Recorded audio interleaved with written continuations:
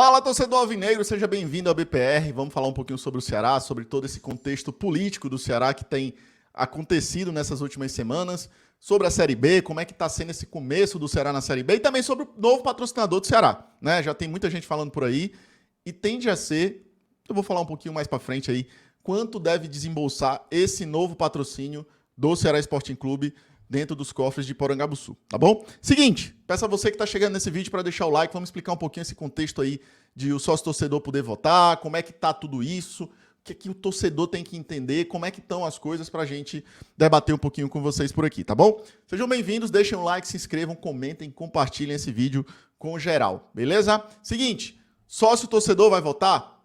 Calma, ainda não é o momento de comemorar. Eu acho que é um passo importante, é um passo político que jamais aconteceu em Porangabuçu, né? O texto base de um estatuto que tem ali a participação do sócio-torcedor ter sido aprovado por unanimidade. É de fato um primeiro passo, é um marco, né? Mas é um marco ainda simbólico, né? Porque vem ainda outras etapas. O que é que está acontecendo, Klaus? Seguinte, vão haver ainda mais duas reuniões. Já houve uma agora, né, na segunda-feira, e vão haver mais duas reuniões. Aliás, perdão, na última terça-feira, né?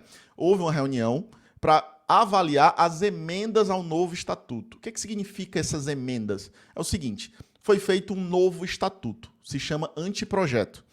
Foi feito por uma comissão. Essa comissão apresentou esse anteprojeto, esse novo estatuto.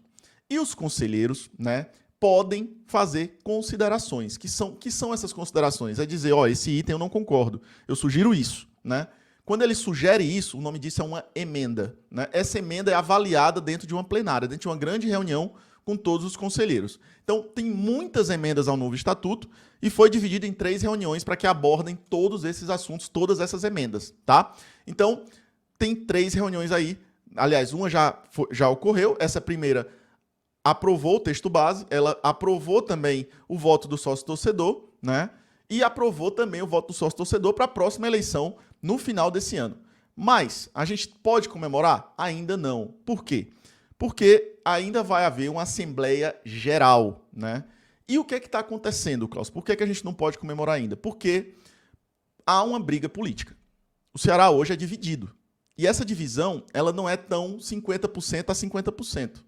Quem está mais à frente das mudanças do novo estatuto, de indeferir ou aprovar novas emendas ao novo estatuto, são as pessoas mais ligadas a um bloco político do Ceará. Esse bloco é denominado como um bloco de oposição, né? É um bloco que tem alguns líderes, algumas pessoas que a gente conhece, né? Germano Siqueira, Evaldo Holanda, Guilherme Magalhães, o Danilo Lopes, todos eles são do bloco de oposição, tá? E o bloco de situação tem alguns líderes também, Carlos Moraes, Pedro Mapurunga, Humberto Aragão, né? Dentre outros aí. Então, esses 2 blocos estão em conflito. O grande problema é, dentro dessas reuniões de plenária, para avaliar as emendas, o bloco de situação, como é dito, né? Do Carlos Moraes, Humberto Aragão, e dentre outros, desses líderes, eles esvaziaram essas plenárias das emendas. Por quê? Porque ainda vai haver uma grande Assembleia Geral. Nessa Assembleia Geral, basicamente vão dizer, vocês aprovam ou não aprovam o novo estatuto, tá? Eu estou dando uma resumida para o torcedor de casa entender da maneira mais simples possível. Nessa última plenária, que é uma Assembleia Geral, vai ser dito, olha, está aqui, o novo estatuto está formulado, com as emendas aprovadas ou as indeferidas de fora, né? Com as mudanças sugeridas também, está aqui, está pronto. Vocês aprovam ou não aprovam o novo estatuto? Nessa última reunião, eu acredito que os membros do Conselho de Situação vão estar presentes e aí eu não sei se tendem a eles votar sim para o novo estatuto. E aí tem um grande ponto, eles são maioria.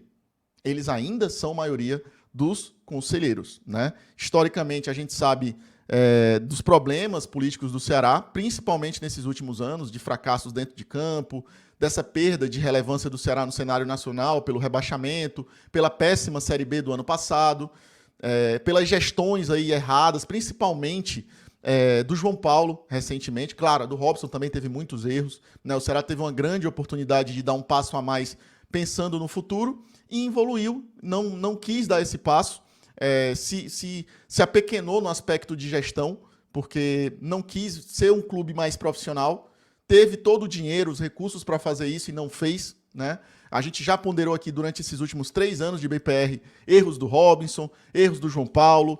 A gente empilhou, né, vídeos aqui falando dos erros de gestão desses dois presidentes. O João Paulo é o atual presidente, Robinson o ex-presidente. Então, esses erros nos trouxeram para essa realidade atual.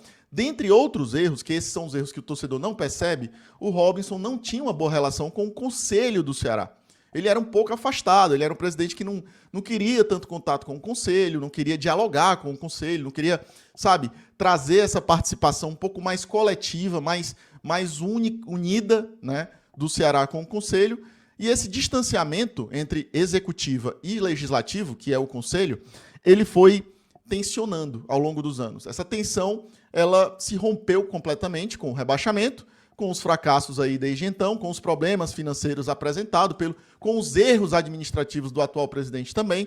Tudo isso tensionou relações, né? Então hoje a gente tem uma situação que ainda é maioria, mas a gente não sabe quem é, não falam, não se posicionam, não têm coragem de falar com o torcedor, né?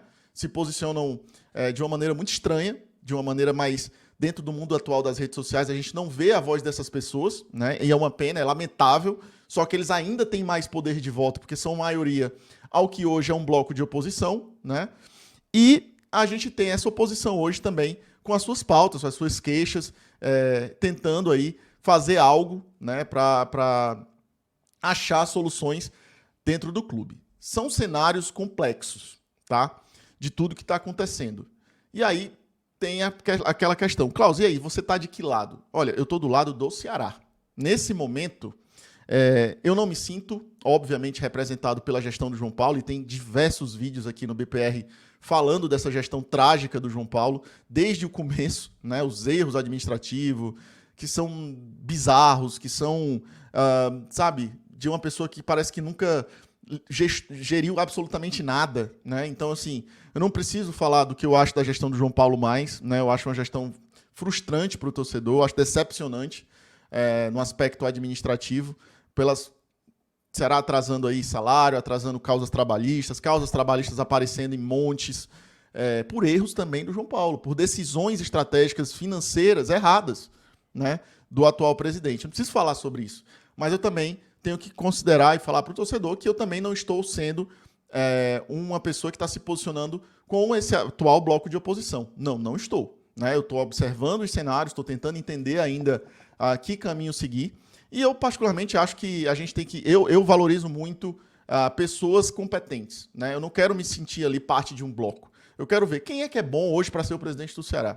Quem são os líderes que a gente precisa ter para pensar num Ceará melhor para o futuro. Então, dentro desse contexto, eu vejo poucas pessoas com essa capacidade de liderança, de diálogo, de saber, sabe, conversar, mesmo na dificuldade, com um lado ou com o outro. Então, nesse momento, eu prefiro ainda observar para buscar mais pessoas prontas para ser presidente do Ceará. Não é dinheiro que faz um presidente, não é o cara ter muita grana. Eu acho que o que faz um grande presidente é ser um grande líder. E eu não vejo esses grandes líderes ainda surgindo. Tá tudo certo. Pode ser uma visão minha que esteja errada, né? Eu não quero, nem sou o dono da razão. Você pode simplesmente não concordar comigo. Mas de onde eu vejo e com a minha experiência, obviamente eu não sou apenas aqui um apresentador de YouTube, né? Eu tenho uma empresa, já trabalhei em várias empresas também, tive cargos de liderança, cargos de confiança. Então, obviamente, eu trago também comigo essa bagagem e essa experiência para chegar aqui para vocês e dizer, olha, eu não vejo ainda aí ninguém com essa capacidade de liderar o Ceará nesse momento crítico e trazer para mim o que é o mais importante, unidade, né? Um clube mais unido. E hoje o Ceará vive essa panela de ebulições aí no Conselho e vamos ver o que é que vai dar, né? Vamos ver o que é que vai acontecer, né, nas próximas plenárias e logo depois na Assembleia Geral, né? Cena dos próximos capítulos. Eu diria que a gente tem que ficar feliz por esse primeiro passo, né, do texto base ter sido aprovado, porque é um marco, nunca aconteceu, e aconteceu agora, mas a gente tem que ter a realidade em mãos de que ainda tem muitas batalhas pela frente para que o sócio-torcedor vote, beleza?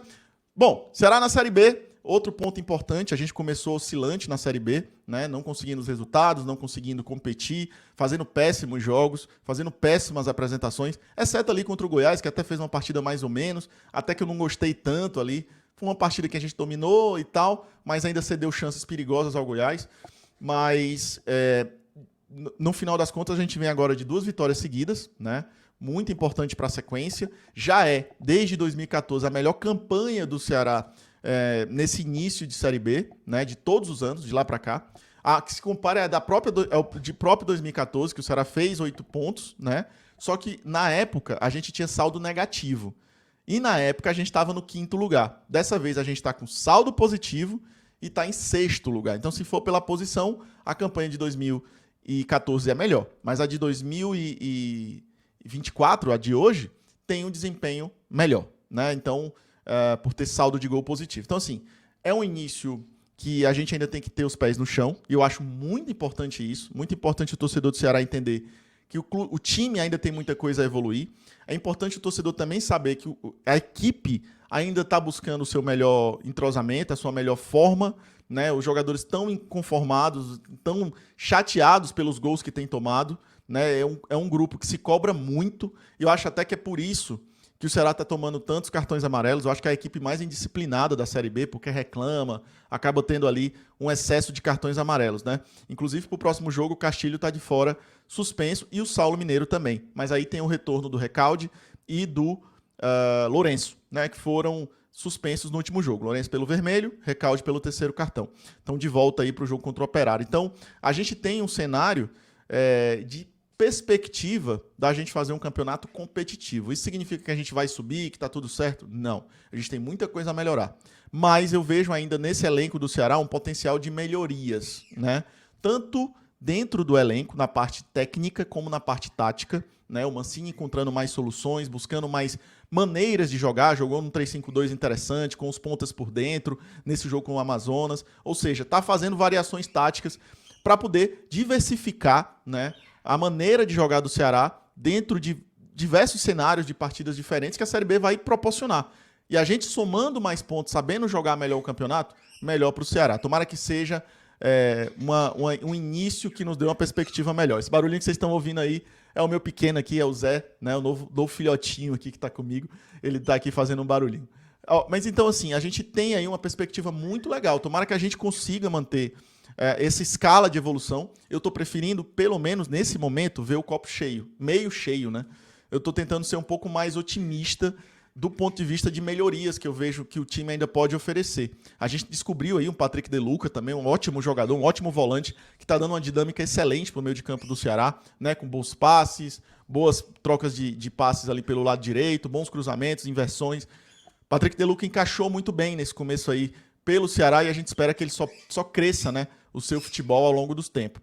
Então, o Ceará tem ainda um potencial aí de crescimento dentro dessa Série B. E, obviamente, com tudo certinho, nessa próxima janela, a gente conseguir reforços, beleza? Tomara que venham mais alguns reforços que cheguem realmente para qualificar o elenco e a gente brigar de vez aí pelo acesso e quem sabe até, dependendo das circunstâncias, quem sabe olhar para o título da Série B. Mas isso é secundário, o mais importante é o acesso, beleza? Outro ponto importante, novo patrocinador do Ceará. O Ceará já tem um novo patrocinador, já está tudo certo, já preto no branco, assinado.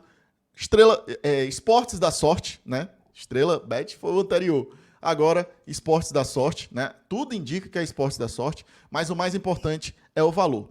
Deve se tornar o maior patrocínio da história do Ceará, né? O que a gente apurou, né, de informação é que o novo patrocinador do Ceará vai assinar um contrato de 3 anos com 12 milhões por ano, ou seja, 36 milhões de reais nos próximos 3 anos pela Esportes da Sorte, que deve ser anunciado como a nova patrocinadora e também o maior patrocinador da nossa história, beleza? São as informações que a gente tem hoje. Todo o sucesso do mundo ao Ceará lá contra o Operário. Que a gente faça um grande jogo, se mantenha competitivo e traga pontos, né? É importante demais a gente trazer pontos para que a gente siga nessa entoada de recuperação na Série B, brigando forte pelo acesso, brigando forte pela competição, né? Se motivando com as vitórias, pegando gosto de vencer e que a gente consiga mais resultados positivos e também, já olhando para a Copa do Brasil, próxima semana contra o CRB, beleza? Obrigado demais a todo mundo que ficou até aí. Deixa o seu like, se inscreva aqui no BPR, vem comigo. Tamo junto, galera. É isso. Bora, vozão. Bora pro racha.